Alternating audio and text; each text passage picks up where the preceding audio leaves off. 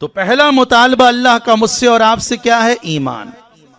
ایمان کا مقتضا جب اللہ پر ایمان لے آئے تو ایمان کے بعد ایمان کا تقاضا اطاعت ہے. کیا ہے ایمان کا تقاضا؟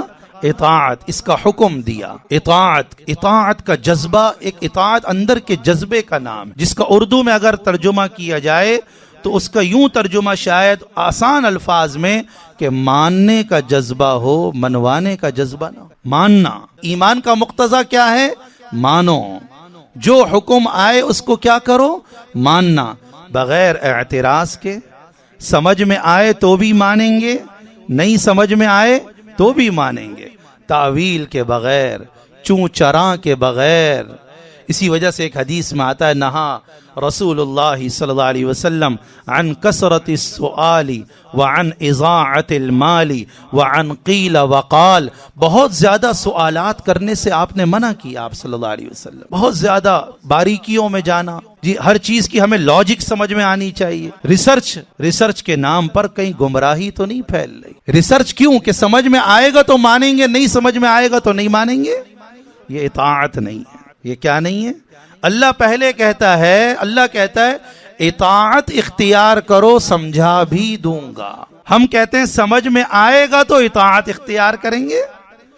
اللہ کے نظام میں اور ہمارے نظام میں فرق. یہ جو میں نے کہا کہ اللہ کا کہتا ہے پہلے اطاعت کرو میں سمجھا بھی دوں گا، اس کو اگر ہم قرآن کی اس آیت سے ثابت کریں جو سورہ نور کی آیت ہے وَإِن تُطِيعُوهُ تَهْتَدُوا، وَإِن تُطِيعُوهُ تَهْتَدُوا. اگر اطاعت کرو گے تو اللہ راہیں کھول دے گا، دماغ کی بھی، عقل کی بھی، راستہ چلنے کی بھی. کب کھلیں گی ہدایت؟ کس کے بقدر؟ اطاعت کے بقدر. اللہ نے ہدایت کو اطاعت کے ساتھ مشروط کر دیا. اطاعت کے بغیر کیا نہیں ہے؟ ہدایت نہیں ہے.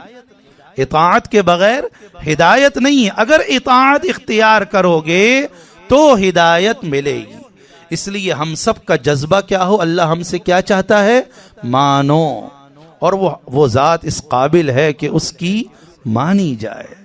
اس کے پورے نظام تخلیق میں کہیں کوئی ہمیں جھول نظر آتا ہے؟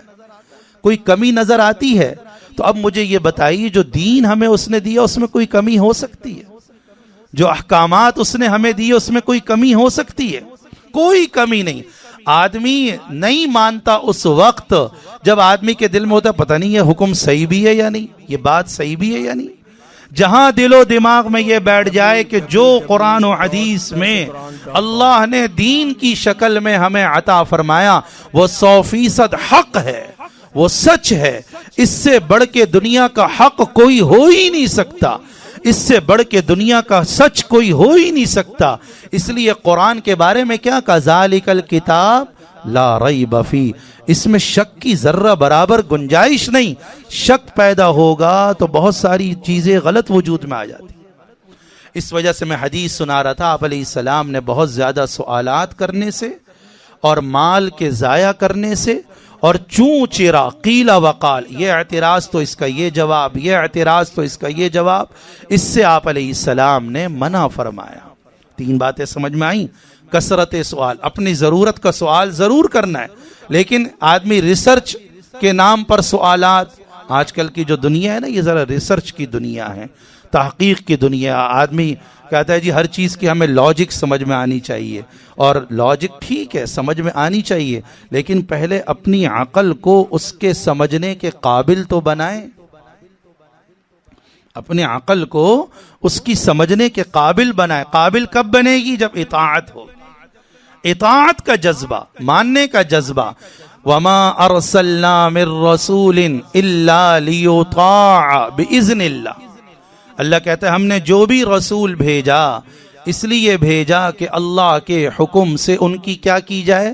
بولیے بھائی، لیطاع کا کیا ترجمہ؟ اطاعت کی جائے. اطیعوا اللہ واطیعوا الرسول لعلکم ترحمون. اللہ کا کہا مانو، اللہ کی اطاعت کرو، رسول کی اطاعت کرو تاکہ تم پر کیا کیا جائے؟ رحم کیا جائے. اللہ کا رحم کب اترے گا؟ اطاعت کے بقدر. جتنی اطاعت ہوگی اس کے بقدر رحمت ہوگی. آج اللہ کی رحمت سے دوری ہے، چونکہ اطاعت میں کیا آ گئی؟ کمی آ گئی۔ تو اللہ مجھ سے اور آپ سے کیا چاہتا ہے؟ اطاعت۔ اطاعت، یا ایھا الذین آمنوا اطیعوا اللہ وَأَطِيعُوا الرَّسُولَ وَأُولِي الْأَمْرِ مِنْكُمْ، اے ایمان والو اللہ کی اطاعت کرو، رسول کی اطاعت کرو، اور اپنے امیروں کی اطاعت کرو، یا دوسری تفسیر علماء کی اطاعت کرو، تیسری تفسیر فقہاء کی اطاعت کرو، چوتھی تفسیر اللہ والوں کی اطاعت کرو، پانچویں تفسیر اپنے حکمرانوں کی اطاعت کرو، بشرطے کہ وہ دیندار ہوں اور دین کا تمہیں حکم کریں۔ ہماری شریعت میں ماننا ہی ماننا ہے۔